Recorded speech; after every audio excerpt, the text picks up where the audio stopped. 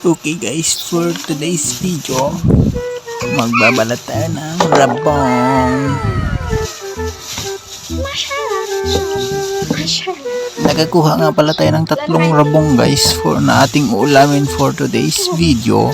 At dahil masipag tayo, babalatan natin at tatadtarin natin yan para maging ulam. Sana all mapatikili-kili guys. At dahil dyan, nagbabalat na tayo ng rabong. O ganito yung tamang pagbalat guys, panoorin. Tanggalin yung mga ganyang part kasi hindi yan mauulam. Huwag kang ano dyan. Linisan ng mabuti, huwag kang tatamad-tamad dyan. Kung kailangang pwersahin, gawin. Ang hirap kayo magbalat, kayo kaya dito. Siyempre joke. Tapos pag natanggal na yung balat, ganito yung itsura guys. Hanggang dulo yan guys tatanggalin. Nakadulo-dulo. Oh babe, may pagagat labi ka pa dyan ah. Parang hirap na hirap ay. So guys, pag nahubaran na, ay, nabalatan na pala. Ganito yung magiging itsura. Pyramid. Pagkatapos mahubaran na, ay, mabalatan pala. Sorry kung ano-ano na naisip ko. Kayo ba naman kasing may kasamang maganda? Oh, wag na kayong maging green dyan. Natitense lang kasi ako. Magkabalik nga tayo. O, pagkatapos mabalatan at matanggal yung mga anek-anek niya, tanggalin naman natin yung matigas. Matigas na naman. Ganyan talaga ang buhay. At dapat ka nang masanay. Ay, parang kanta yun ah. Pero ang totoo, sa buhay, sanayan lang yan. Ay, parang may pinagdadaanan yarn. Pero sa totoo lang, pero kami talaga ang dami na naming pinagdaanan sa buhay. Nakikita nyo nakangiti kami at parang walang problema. Pinatibay kasi kami ng pinagdaanan naming pagsubok. Kaya yun, ay drama na naman ang buhay. Dapat masaya lang kayo para hayahay ang buhay. Kaya kayo dyan, maging masaya lang kayo para hindi kayo malungkot. Pang isas. Ganyan na yung itsura pag natanggal. At ganyan nakakinis pag natanggal ang balat. Sana all na lang makinis. Yung mukha ko kasi dati parang na-jackhammer. O diba, ang daming proseso para maging masarap na ulam. Andyan yung nahirapan ka sa paghubad kasi ang sikip-sikip. Tapos pinagpapawisan ka pa. Buti na lang meron talaga akong inspirasyon. Yung parang nahirapan ka na pero kayang-kaya pa din. Tapos parang minumodel pa oh.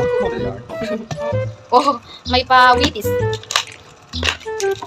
Where to go?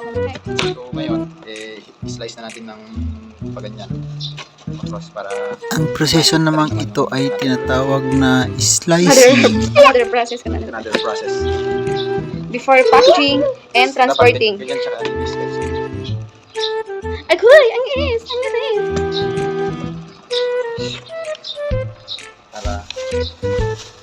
Para mas masarap.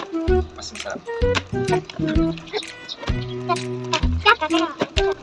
Tapos dito na yung next process, yung pagkakantad na. O, diba manipis? Tapos kapag slice pa lang ito.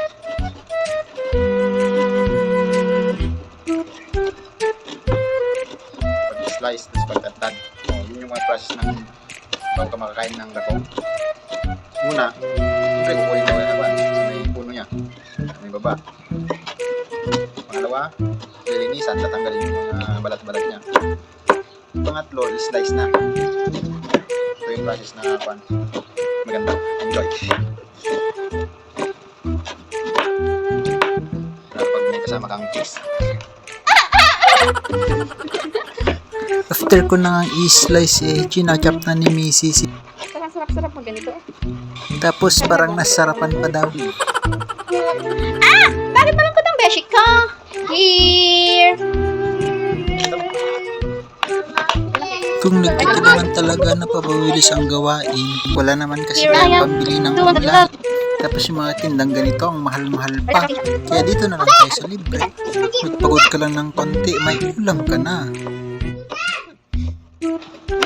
Here! Ay! Natinagin! Tapos ito na lang yung natin. Monkey! Monkey! Sabingi.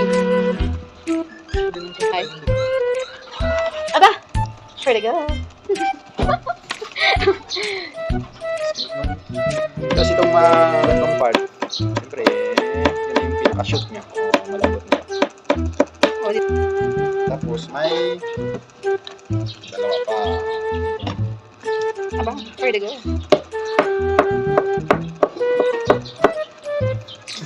Hindi ko na alam. Subukan nga natin kung bagay. Tingnan natin. Dito naman. Aba, bagay na bagay niya. Ay, dito naman sa'yo. Oo. Oh.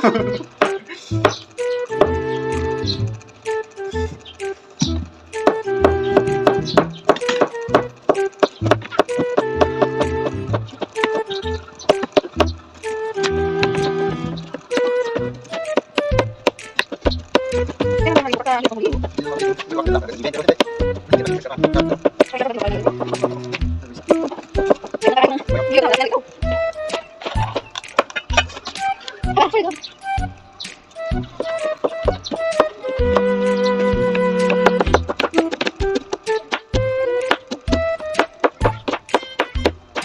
Una, concentrate naman kayo.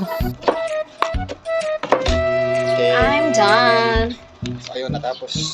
So ito na po yung tinadtad na rabong pero hindi pa yan natatapos kasi may gagawin pa tayong next procedure. Una, mag-aron tayo ng apoy sa dalikan.